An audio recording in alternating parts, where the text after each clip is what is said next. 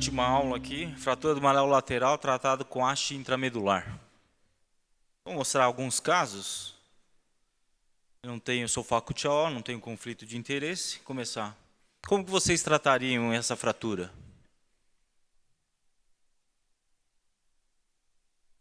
Essa? E essa? Oi? Eu mostrei 3 casos que basicamente tratamento cirúrgico. E qual é basicamente o tratamento? Fratura articular, estabilidade absoluta, redução anatômica e fixação. Né? Todo mundo faria isso com uma placa e parafuso, seja bloqueada ou convencional. Por que estabilidade absoluta? A gente sempre fala estabilidade absoluta para fraturas articulares, redução anatômica na superfície articular, uma compressão interfragmentária. Não é isso? Tanto nesse caso, quanto nesses casos, você tem que fazer uma fixação. Mas qual que é o objetivo dessa fixação da estabilidade absoluta? É isso aqui. É estabelecer a parte anatômica, que é a parte articular, e a pinça. É estabelecer isso aqui. Por que eu estou falando isso daqui? Porque muita gente fica reticente em usar a haste, porque a haste intramedular, qualquer que seja a localização, ele é uma estabilidade relativa, não é uma estabilidade absoluta. E a gente sempre fala que as partes articulares devem ser realizadas estabilidades absolutas, redução anatômica e compressão interfragmentária, e a gente acaba usando haste para diáfises e pouco para parte articular, por causa disso que eu falei. Eu vou mostrar alguns trabalhos antes de ir na indicação propriamente dita para as hastes intramedulares, então eu vou mostrar alguns artigos entre haste versus placas para fraturas maleolares. Esse aqui é um trabalho biomecânico que ele compara a haste intramedular bloqueada versus placa. Biomecanicamente, essa linha aqui vermelha aqui é a haste. E essa preta aqui é a placa. Então, a placa, comparativamente com a haste, ela é biomecanicamente inferior. Então, todas as falhas na placa, nas fraturas maleolares, foi na sua fixação. E a falha da haste é na fixação? Geralmente não. Você começa a ciclar, ela não rompe na interface haste-placa, mas ela rompe no ligamento.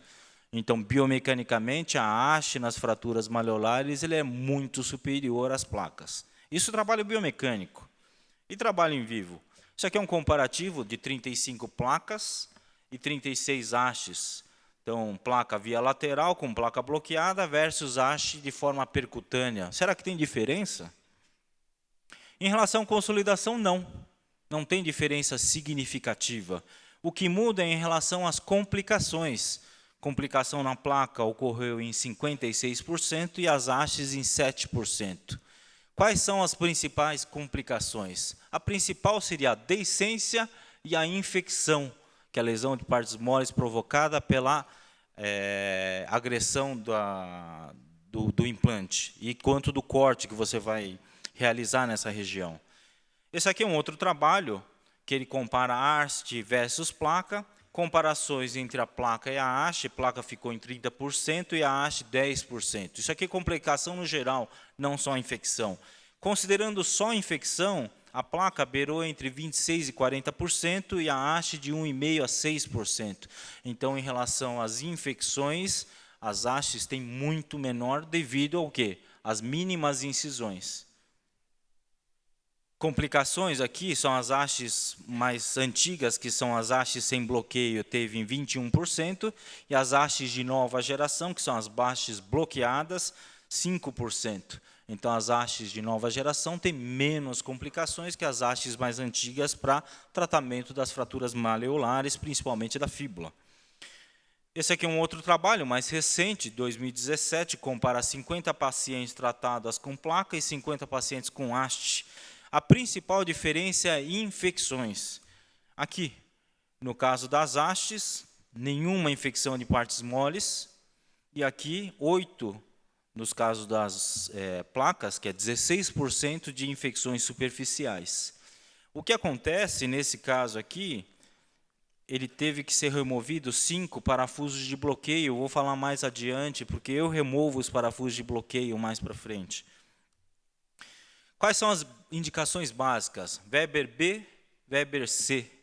Weber C, você não consegue fazer as hastes para as Weber C3, que são as mesoneve, que são as mais acima.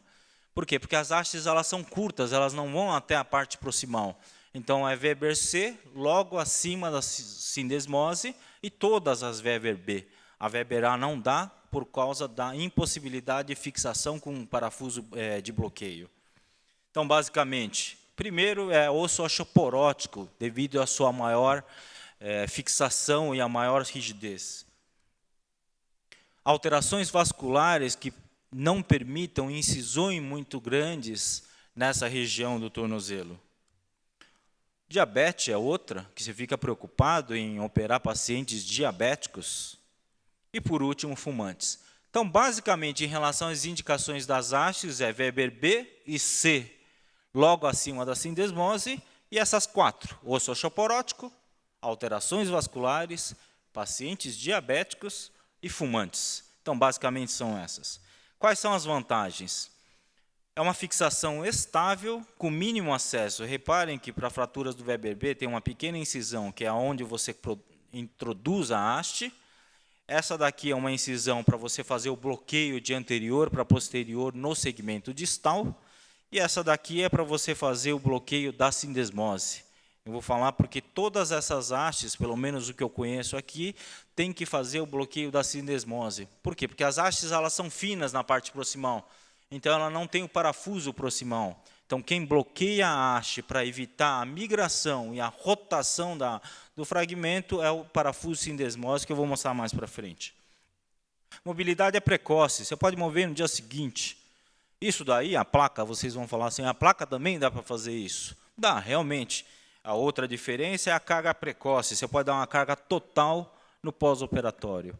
Isso daí, provavelmente, na placa, o pessoal fica mais temeroso de dar carga precoce total no pós-operatório.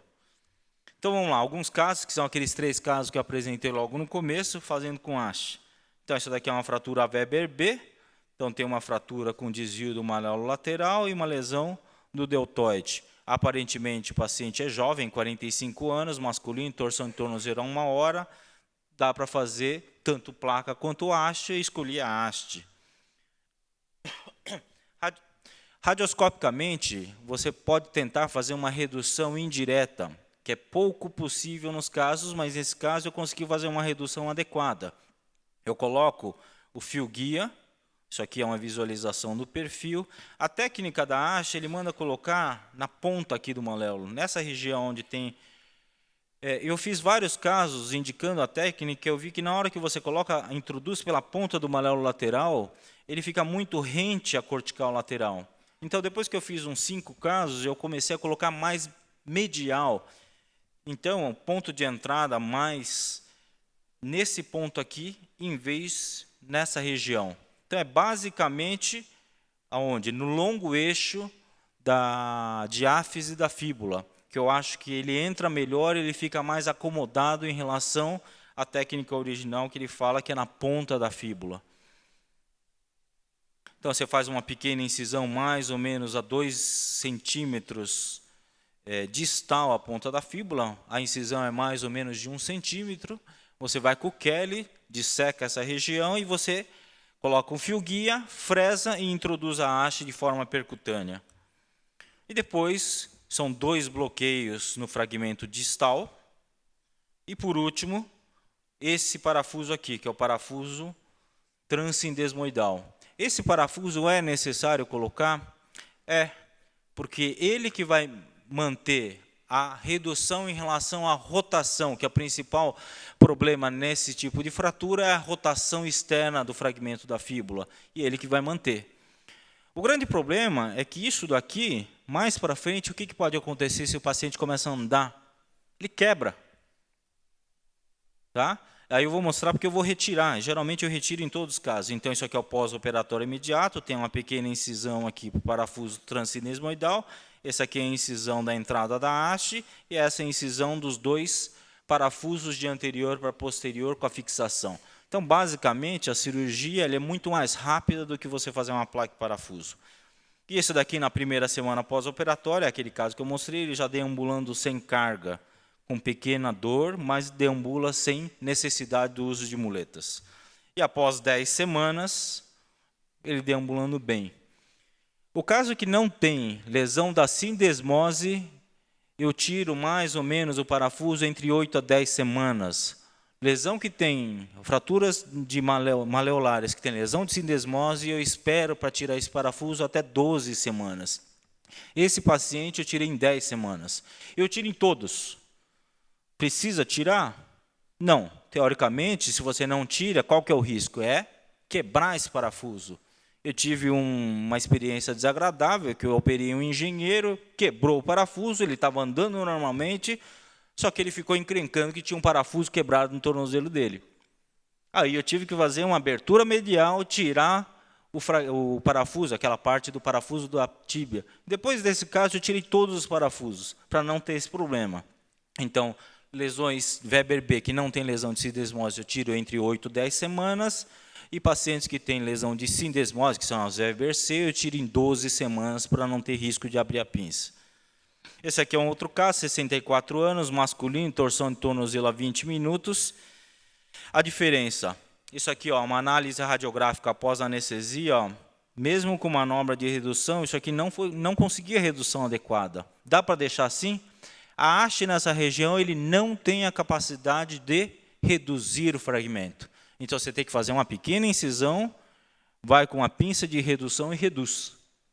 Reduziu, aí você entra com o fio guia para a introdução da haste.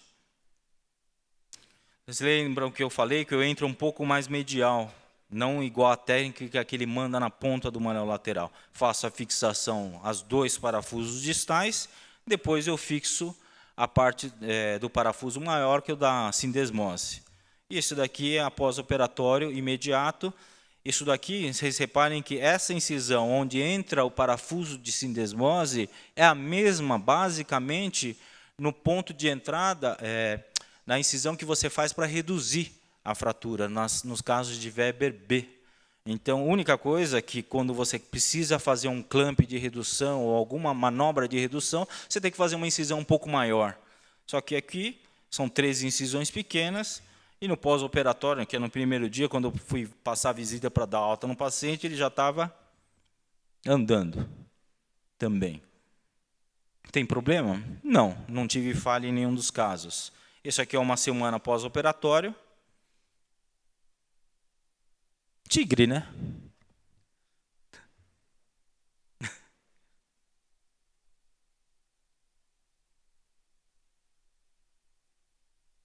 Esse é um outro caso, que é 60 anos, sexo feminino, uma queda de escada, 40 minutos do trauma, ela veio no pronto-socorro, me chamaram, tinha essa lesão aqui, ó. Isso me deixou preocupado. Eu não fiz a haste logo de cara, porque eu achei que ia ter uma complicação maior na partes moles, e dito e feito. Ficou assim. Eu tive que esperar pelo menos umas 2 semanas, acabou infeccionando essa região aqui. Aí, a partir de 2 semanas, eu decidi converter o tratamento. E na conversão, isso aqui era uma Weber C, ó, logo acima, eu tive que fazer a mesma coisa, fiz uma pequena incisão, fiz uma redução, avaliação via radioscopia da boa redução, tanto na parte diafisária da fíbula aqui, quanto na parte articular. A parte articular, isso aqui é uma bimaleolar, eu precisava reduzir também o maléolo medial. Então, primeiro eu comecei pela fíbula, depois eu introduzi a haste, depois eu vou para o maléolo medial. Como a técnica convencional, fazer uma incisão, redução aberta, fixação temporária com fio de Kirchner e depois a introdução de parafuso. Nesse caso, por ser uma Weber C, eu acabei colocando 2 parafusos sindesmoidais, nesse caso, transindesmoidais. Isso aqui foi o pós-operatório. Isso aqui é uma paciente com 1 semana, que ela voltou no meu consultório. Essa teve que fazer uma incisão um pouco maior para conseguir fazer uma redução adequada, principalmente porque o paciente já estava com 2 semanas de evolução da fratura, é mais difícil de reduzir percutaneamente. Então, em resumo, basicamente, tratar com haste, o princípio é igual, a redução é anatômica articular, você pode usar para Weber B e Weber C, as indicações são basicamente as 4, osteoporose, vasculopatias, diabetes e fumantes. Obrigado.